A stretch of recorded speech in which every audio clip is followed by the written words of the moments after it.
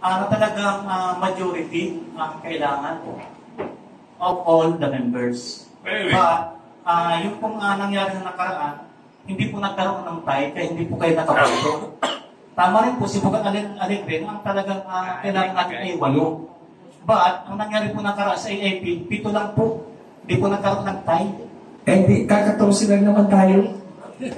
O, plus yung presiding officer lang. Hindi mas county presiding officer. Dito po sa Corella. Anyway, we have our own interpretations regarding this matter. Yes. The proper way for you to do is to go to proper avenues and then question this, and then we are doing what we are doing in some political.